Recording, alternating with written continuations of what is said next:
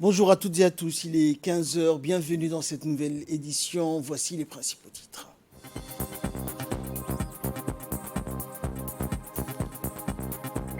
Visite du président de l'Académie arabe pour les sciences et technologies et du transport maritime au centre d'instruction navale de la Garde-Côte.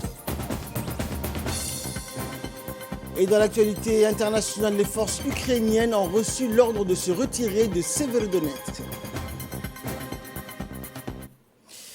Bonjour à tous. Dans la continuité de sa visite de travail en République de Djibouti, le professeur Ismail Abdel Ghafer, président de l'Académie arabe pour les sciences et technologies et le transport maritime, a visité le centre d'instruction navale de la garde-côte djiboutienne, installé au sein du camp d'Oralé, où il a été accueilli par le colonel Waïs Omar Bogoré, commandant de la garde-côte, en présence de l'ambassadeur de Djibouti en Égypte, Ahmed Ali Barré, et du docteur Jama Mohamed Hassan, président de l'université de Djibouti, et du colonel Ahmed Jama Daher, commandant de la Marine nationale. Après une discussion d'introduction et une visite du camp de Doralé, le commandant de la garde-côte djiboutienne a saisi cette occasion pour présenter à la délégation les missions et les capacités opérationnelles de la garde-côte djiboutienne. À la fin de sa présentation, une riche discussion s'est établie entre les deux parties qui ont partagé leurs expériences particulières dans le domaine maritime, et plus particulièrement au niveau des formations dans le métier de la mer. La délégation a aussi eu l'opportunité de visiter les infrastructures du camp de Doralé et plus particulièrement le centre d'instruction navale de la garde-côte, qui est le principal pôle de formation du personnel de l'institution. Il est important de souligner que l'Académie arabe pour les sciences et technologies et du transport maritime est une institution leader en Afrique et dans le monde dans le domaine des formations universitaires des métiers de la mer tels que la navigation et la mécanique, avec une expérience de 50 ans. La garde-côte djiboutienne a actuellement 16 officiers en formation dans cette académie. La visite s'est clôturée par un échange de cadeaux entre les deux parties et une photo de famille immortalisant cet événement.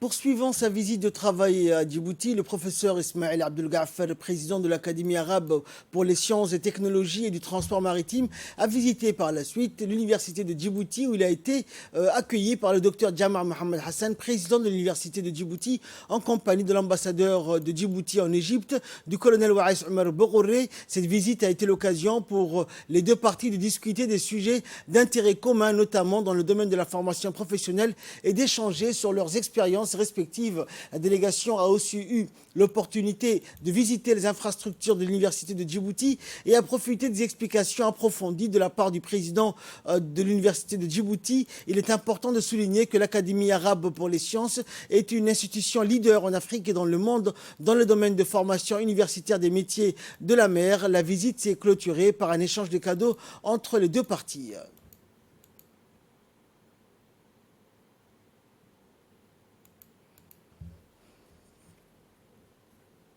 L'Agence djiboutienne de développement social, ADDS, a organisé le 22 juin dernier une cérémonie de remise de certificats pour 96 jeunes primés lors d'un concours de meilleur plan d'affaires organisé au chef-lieu d'Obok en avril de 2022 dans le cadre du projet de réponse en développement au déplacement dans la Corne de l'Afrique. Ces 96 jeunes primés créeront 32 activités génératrices de revenus, toutes financées par l'Agence djiboutienne de développement social pour un montant total de 12 800 000 francs Djibouti.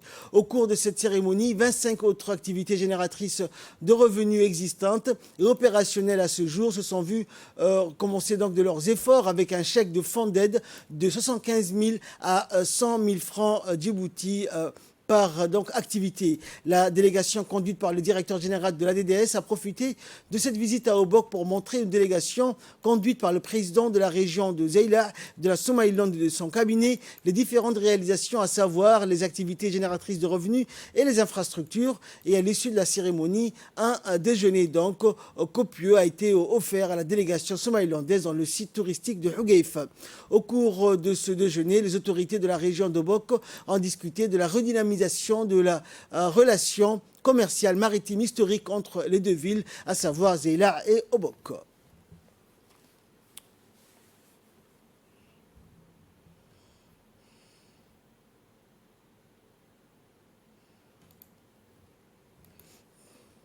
plaisir pour moi de représenter le Haut Commissariat des Nations Unies pour les réfugiés.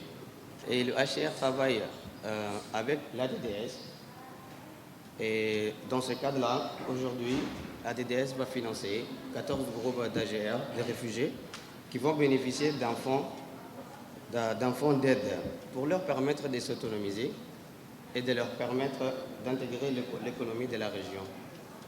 Et nous félicitons vraiment l'ADDS qui n'a pas ménagé ses efforts pour aider ces réfugiés qui sont nos invités dans la République de Djibouti. Et nous remercions aussi les autorités de la région d'Obok pour leur facilitation et appui qu'ils ont donné, qu'ils ont donné et qui donnent toujours. Écoutons à présent les interventions des autorités de la région d'Obok, notamment le président du conseil régional et le préfet de la région d'Obok. Président du conseil régional d'Obok, je me réjouis vraiment de voir que cet important projet qui est destiné pour la jeunesse obokoise est un projet aujourd'hui qui a abouti. Aujourd'hui, grâce à cet appui, nous avons 96 jeunes quand même qui vont bénéficier des activités génératrices de revenus. Ce sont certes des petits moyens, mais des petits moyens qui peuvent leur permettre d'agrandir leurs activités. Et j'encourage donc la jeunesse bénéficiaire. Ce n'est pas uniquement la jeunesse de Bok, mais également donc les Yéménites qui sont avec nous, donc nos frères Yéménites qui sont avec nous. Ce sont des activités qui leur permettront d'abord déjà de se prendre en charge et de faire fructifier leur commerce.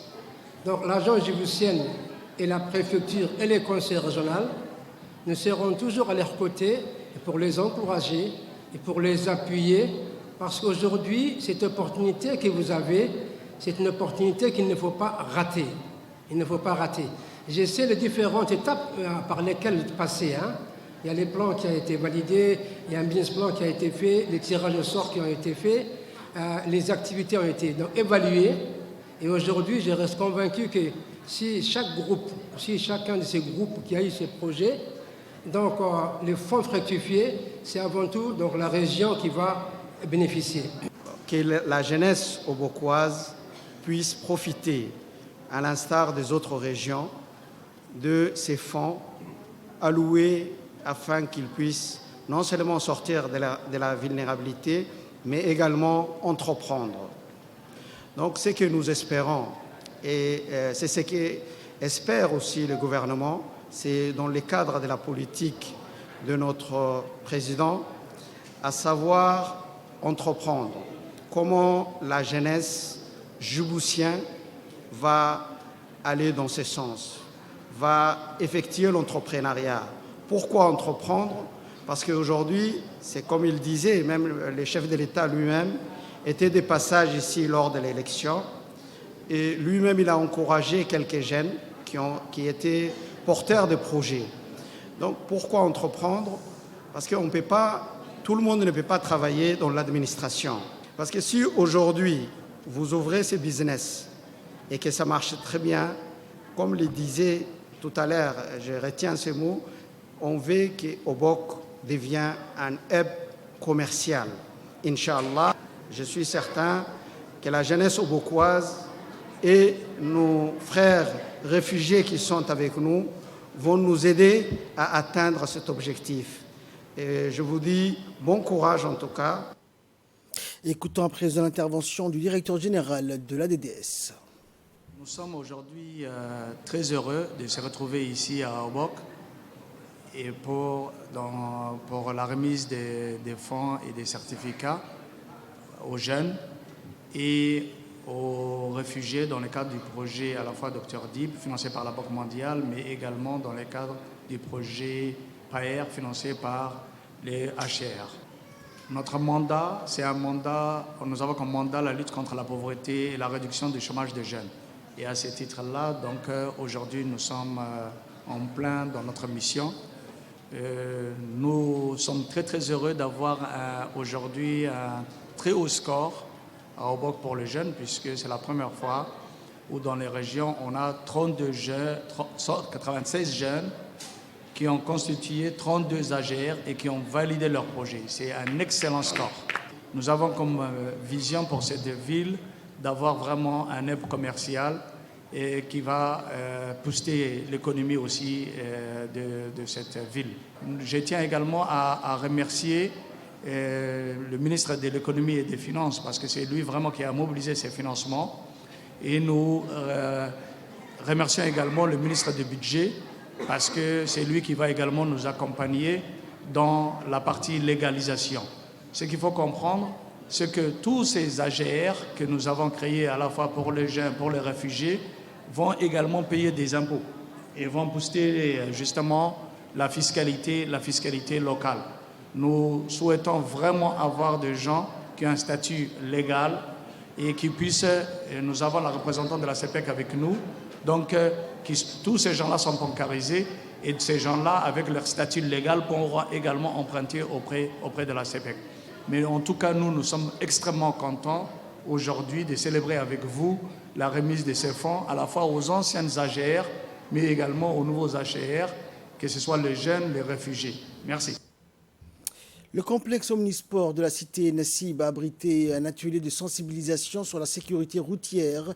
Le premier du genre a été organisé en République de Djibouti. L'organisation de cette première activité de l'association Initiative 53 concernant la sécurité routière était la prise de conscience des risques incalculables liés aux accidents de la route. Par ailleurs, et suite aux données communiquées par l'OMS sur les accidents de la route qui sont la première cause de mortalité des enfants et des jeunes adultes de 5 à 29 ans, l'association Initiative 53 a privilégié de commencer à sensibiliser les enfants en leur inculquant une éducation à la sécurité routière. C'est donc sur un circuit imprimé de la route et avec des trottinettes que les enfants de la cité Nassib ont commencé à faire leur premier pas vers une éducation sur la sécurité routière. Cette action de sensibilisation à la prévention routière par le biais d'une animation a été une réussite dans la mesure où les parents de la cité Nassib ont accueilli favorablement tout en exigeant de cette association de continuer ce genre d'initiative et tous ses efforts afin de sauver des vies.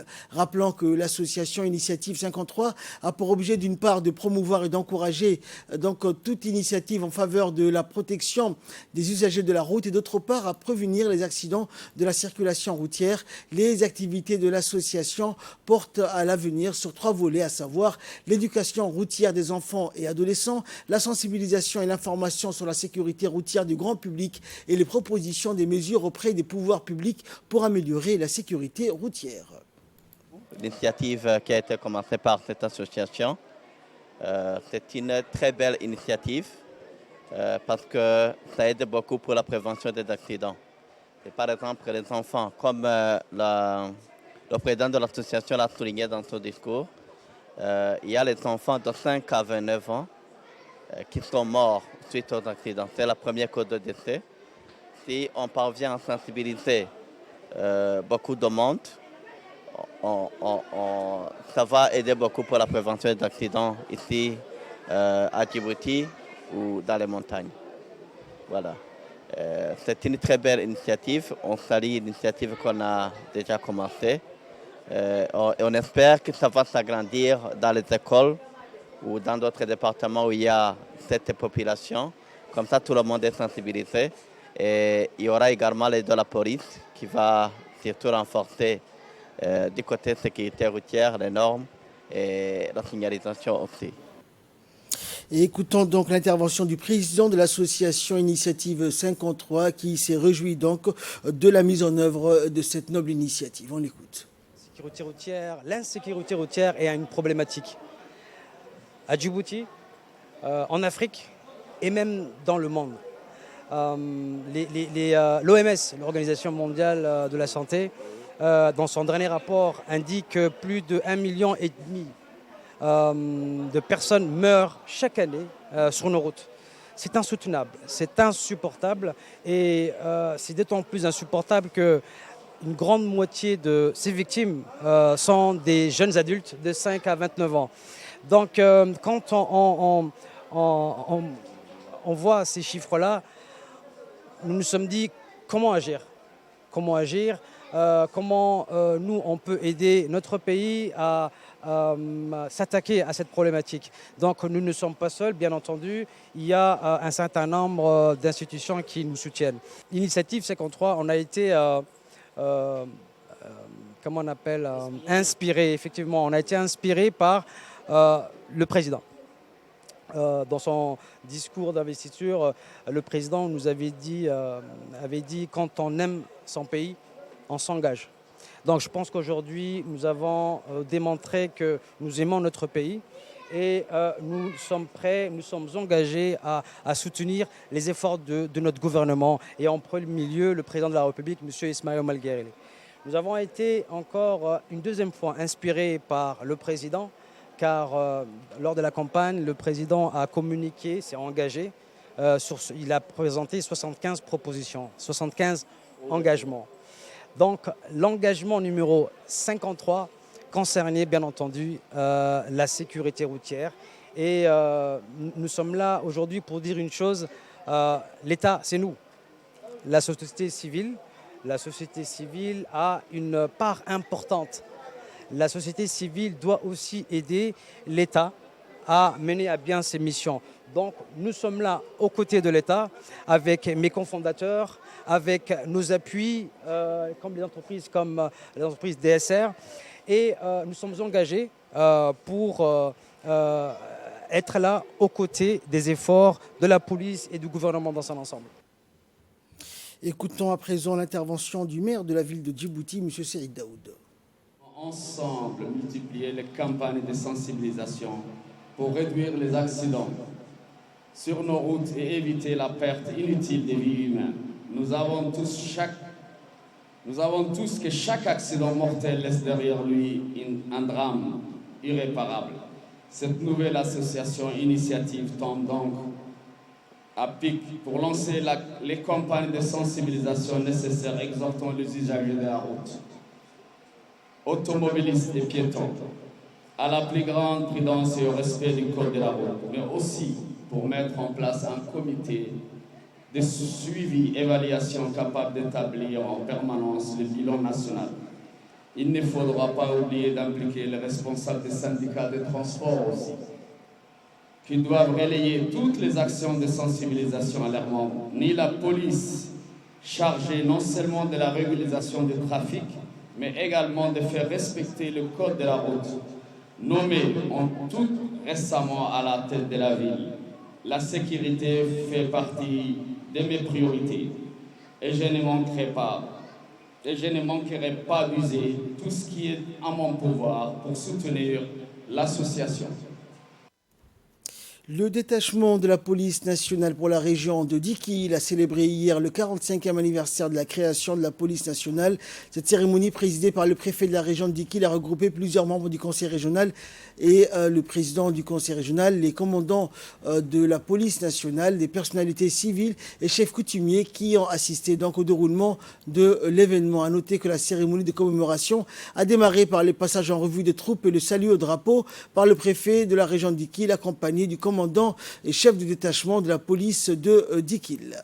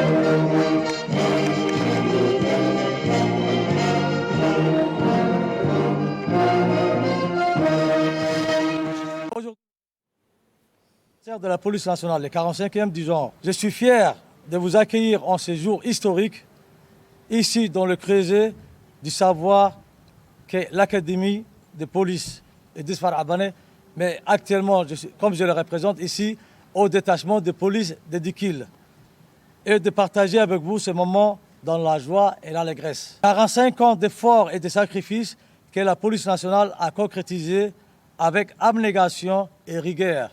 45 ans de devoirs accomplis dans la protection de nos concitoyens et de leurs biens. 45 ans de bons et loyaux services réalisés au centre d'une société très exigeante dans sa quête sécuritaire. 45 ans de servitude pour faire respecter la loi dans ses missions de protection et de sécurité qu'elle offre à la population. Et après Dikil, direction le nord du pays, notamment Tadjoura, où les préparatifs des festivités du 45e anniversaire de l'indépendance vont bon train et pour marquer ces festivités, des activités de nettoyage et d'embellissement de la ville de Tadjoura. Donc s'apprête à célébrer la fête nationale comme il se doit. La préfecture joue le rôle de chef d'orchestre dans le processus de préparatifs des festivités du 27 juin et mène les opérations de nettoyage d'envergure en étroite collaboration avec le conseil régional, les organisations de la société civile pour célébrer la fête en grande pompe et dans une atmosphère saine et propre. C'est dans ce contexte que les associations des femmes engagées pour la protection de l'environnement ainsi que l'ADR ont mené une opération de nettoyage des artères de la route. Ainsi, grâce à l'ADR, les épaves de véhicules ont complètement donc été délogées des artères de la route qui fait peau neuve. En outre, la façade maritime de la ville blanche a été embellie aux couleurs du drapeau national. Reflète la volonté d'embellir la ville pour ces festivités de l'indépendance. Le préfet Hassan Dabel Ahmed a indiqué dans son intervention que cette opération de préparatifs n'est pas restée inaperçue et les engagements sans faille de Tadjouriens et Tadjouriennes à nos côtés prouvent l'incarnation du sentiment patriotique, a-t-il indiqué. L'Association pour la promotion des activités sportives et sociales de la région d'Arta, en collaboration avec la préfecture, a organisé aujourd'hui une journée de nettoyage intitulée Arta Ville Propre. En pris part à cette journée, les habitants de la région d'Arta, ainsi que les éléments du régiment d'action rapide et l'académie militaire interarmée d'Arta. Au cours de cette opération de nettoyage, le président de l'association pour la promotion des activités sportives et sociales de la région, Idriss Ali Roblé, a remercié toutes les personnes qui ont participé à cette journée et a indiqué que c'est dans le cadre des activités marquant le 45e anniversaire de l'indépendance de la République de Djibouti que ces opérations ont eu lieu.